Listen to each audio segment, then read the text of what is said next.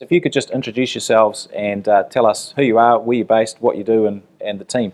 Yeah, I'm Brad and Amelia from Auckland. We run a plumbing, gas fitting, but we do a bit of drainage as well. Team of 6. Three tradesmen and 1 adult apprentice. So Amelia and I are pretty much office bound. Doing a lot of quoting, site visiting.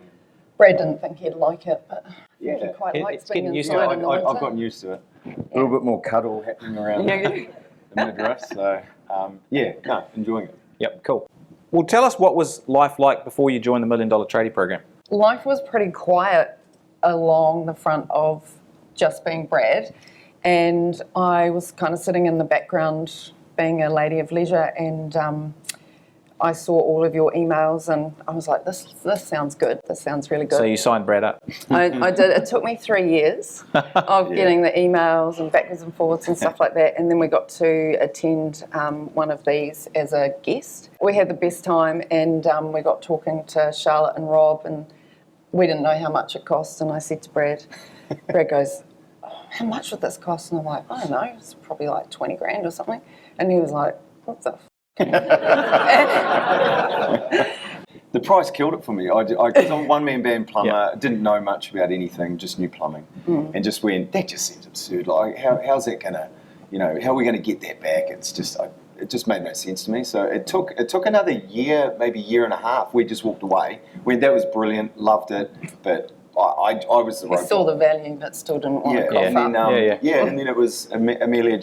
We got to a point in our business where I was just sort of happy idling along as a one-man band, and Amelia just sort of gave me the hard word and just said, look, if you don't want to grow, then I'm out. I'm just going to go and do something else.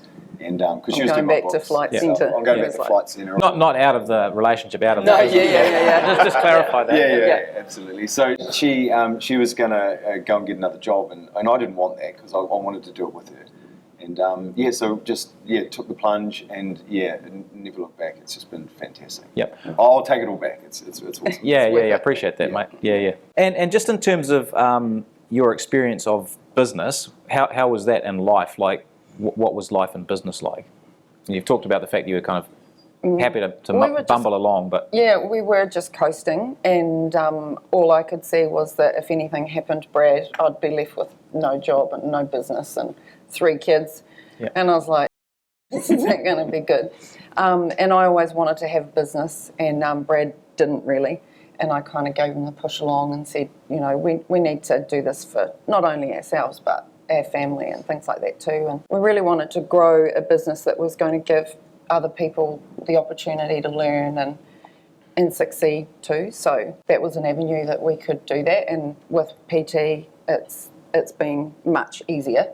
We were kind of fumbling along the way. We employed an apprentice, and he was amazing and like a kid to us, like one of our oldest kids. And then we kind of stagnated, and it was like, what are we going to do now? And how do we hire? And how do we do it all right? And I didn't realise I was such a perfectionist, and I'm definitely one of those people that if it's not going to be done right, I struggle to actually start and do it. So I've learned along the way that it's better to start and not do it at all. Better to be done than perfect. Yeah, absolutely. Perfection is the enemy of progress. Yeah.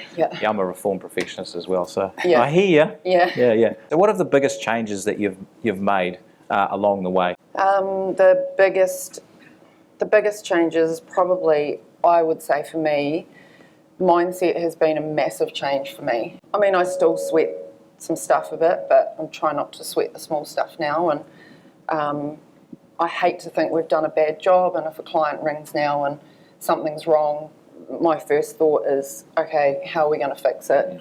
Who cares how much it's going to cost, or how are we going to have time to do it? The first thing is to get that done. And that was always one of our big goals as a business owner, was to make sure tradies have a bit of a bad name and a bit of a bad rap in that.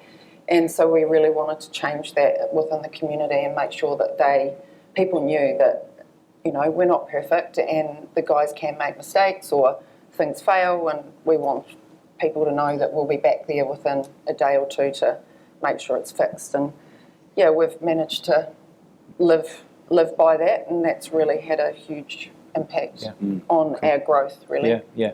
So what are some of the other changes, like in terms of the way you look at your numbers, what you've done with the team, what you do with all of that sort of stuff as well? Yeah, Amelia's like I'll be truthfully honest. She drives all of that, and she's constantly talking to me about where we're at. And look, I don't take a lot of notice, so I know that's probably a bad thing. But she keeps me well informed about it. But yeah, it's been that's been massive. Like Amelia's tweaking in the background. It's just our profit margins and everything have just lifted, and it's stayed consistent. That's been the main thing. Like all through COVID, we've managed to sort of double in size through all the lockdowns and everything. We're in Auckland as well, so it's took on more stuff. So, Lockdown for 7 years. Oh my God! The only place worse was Melbourne, unfortunately. Our 2 hires, we literally hired in lockdown 2 weeks before, and then we went into lockdown, and then again the next year the same thing happened, and it was just like. But cursed. in a normal world, where that would have freaked me out. But having this community sort of around you and just to bounce questions and answers off, it's just been awesome. So to make it easier, it's made it easier just to sort of. To make it easier, it was the marketing plan from last year when we did boot camp. I realised that just doing renovations and a little the odd new build was not going to carry us through. And having all of our eggs in one basket was actually quite dangerous. And so we redid our website, got a marketing company on board who started working on our SEO and AdWords and things like that. And so with that, we've built a really great marketing, that marketing machine webinar, and I watched that and realised this is not my thing. I fucking hate marketing. So, outsource. And so the people that we've got have been awesome, and our organic reach, with leads and things like that has been amazing. We don't pay a massive amount for marketing. We pay this girl, and she does all of it, and we sit down once a month and talk about what I want to achieve in the following month, and then she puts it together, and it turns up in my inbox, and I go through it, and I'm like... Happy days. Yep, hit go. Google reviews is the other one that's been a big turnaround. That's the last 12 to 18 months, and it's blown up for us, and we're just, most of the calls are coming through Google now, and a lot of them just make comment about the 5 stars and all that. Like, you've got some sort of voodoo going on with your Google reviews. Because there's we've literally had, they're pretty much all 5 stars, so it's been fantastic. So you've done a lot with the team. So it was, I think, yourself and an apprentice. So you've got what's the team set up now? We've got like a craftsman or certifying gas fitter, plumber, registered plumber, gas fitter. Wow, I'm saying they've both been caught up. They're 2 21-year-olds. They've been caught up in the whole COVID lockdown thing. So they're more or less, they've done their time. We pay them like plumbers, and they just need to get across the line the last block course. 1 registered gas fitter plumber, 1 registered plumber drain layer. I'm the certifying drain layer, and then we've got a certifying gas fitter drain layer. So you've done well to find people from a small base.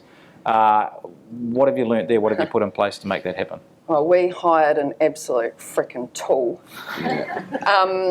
last year, and it was out of desperation. And even though we'd gone through everything with you guys, and he seemed like a neat guy and fun fit, and he was experienced, and we needed someone to basically take Brad's job. And he lasted 10 days. And out of those 10 days, he literally only turned up to work 3 of them. Yeah. And Brad rung me and he goes, Amelia, whatever you do, make sure that idiot doesn't come to work tomorrow. He was awful. Like I think he was on. We worked out he was on peak. But we had got a lot of stuff going on. That's in his life the biggest. As well. It just it was hectic. It was like a tornado that just whipped through. So what did you learn? Because obviously you've got it right now. So what did you learn, and what have you done? To take your time. Ask the right questions, make sure you do your background checks and things like that, and figure out who they actually are. Like I did loads of Facebook stalking and talked to merchants and things like that when we, brought on our other 2 guys. You can't put a price on it. Like, I would rather wait 6 months and get the right person than employ another one of those tools. It was just a massive headache. And it ends up costing you in the long run too. Massive. So we freed up his future. Yeah, happy days. Yeah. Let him go. Quickly. Yeah. Well, it's fire fast, hire slow. Yep. Yeah.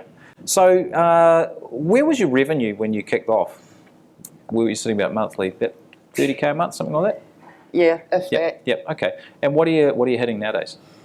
We are consistently between the 82 and 85 at the moment. We hit the big 100K at the beginning of the year, which was like, I did like a little dance when I finished my invoicing. I got up and Brad was like, what the f*** are you doing? And I was like, we hit 100K. That was just an amazing feeling, like for being so small and doubling in size over COVID and what's been a really, year for us as a family and things like that, it's been amazing. Yeah. So what have you learned about your margins and where were you sitting with that stuff, if you know where you were, and how does it look now? Yeah. So we, Brad was kind of just pricing stuff on like a fixed price rate that was, I kept saying to him, this is too low. And he's like, I can't charge any more than that. And then we started doing the back costing and using Fergus and everything, and we realised that we were actually underquoting on the hours and overinflating materials based on like worst case scenario. And so the materials had a big margin, but we turned it around and I said to him, I think we need to allocate more hours, labour hours, to cover, if things go wrong, and drill down on the materials a little bit more. And in turn, what that has done over the last 3 projects that we've just finished, we would have sat maybe 32 to 35% GP, and both of those jobs, 3 of those jobs have just ended up at like 52%, and the other one was at 45%. And they were difficult jobs that, they had extra things go on in them, and we had extra visits, just realising that, making sure that you've got your hours right in those jobs, and we wouldn't have known that had we not gone back and done all that back costing. We just would have like kept trucking along and being like, fuck, why are we only making 30%? Yeah, back costing is the key to. And our maintenance stuff, we increased our service fee and dropped it down to the first half hour. In Auckland traffic, we're travelling much longer than that, 15 minutes now, and price of fuel and everything. So there's little or no pushback in those departments as well. Like, people just accept what's going on. So it's cool. Seems to work. So you talked about mindset. So what are some of the mindset shifts that you've had to make along the way? I don't let things slide, but I don't get all wound up about it like I did. And also just letting go a little bit. I'm struggling with that. Having the control in the office, I've been pushing back on getting an administrator, but realising that can't carry on, otherwise I'm going to burn out. So who's saying letting go? That's been a big one for me, and that's learnt from this group as well, from guys that are doing it better than I am, is letting go, because that seemed to be the common thread running through. That the sooner you can sort of trust you guys just to step up and do the job that they can do, it's just it's pretty empowering, because it's good to see them do it. Like, we've still got a way to go, because I've got one guy in particular that just niggles away at me, and just it's almost like I'm trying to let him take the reins, but he just doesn't want to do it. So it's trying to let him know that, look, what the answer is to that question, but he just always has to just double check. But it's another phone call. It's not a bad thing. Yeah, it's not always a bad thing, but it's trying to wean him off there. Yeah, who else has a double checker? That makes me feel better. Yeah. Cool. Okay. Hey, team, really appreciate you sharing. That's amazing. If you've got some questions, or you have a question for, for Brad and Amelia, I'd love to know. If you're online, if you're an Oni, just write question into the chat, and Damo can unmute you. And if you're an innie, just put your hand up if you've got a question, because I would love to field a couple of questions. Go to the mic there, Hamish, please. Yeah, I was just going to ask, what was the return on investment for your marketing? You said it didn't really cost you that much. Did you notice a significant jump in the amount of jobs you were getting off that marketing, or was it just slow and gradual? It's been slow and gradual from probably August last year, and they basically said to me, look, you can go and spend all this money on AdWords, but I believe you've got a good enough website, and then the content that you want to put together, we can actually create more of an organic amount of leads. And I was like, sweet, less money, more money for me. I'm happy with that. But $600 a month for them to do all of that kind of thing, and maybe $150 to $200 in AdWords if it's needed. We've increased from that, $50,000 a month turnover to the 85 with, one extra person since January.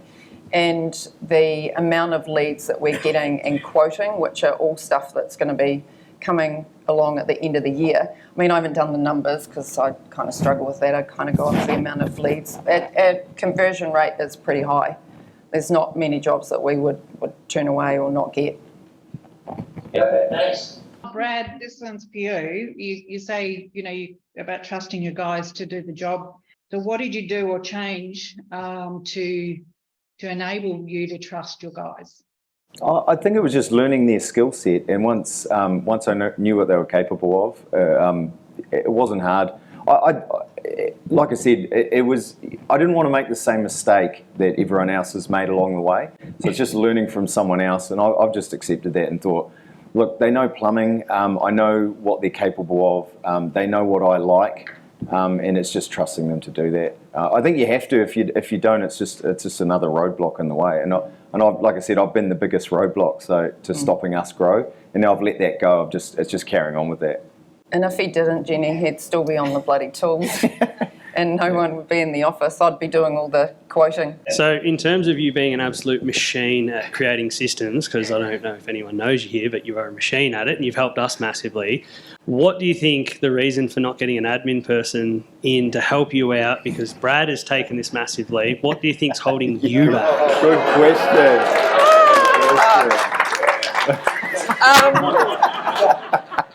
You win. I love it.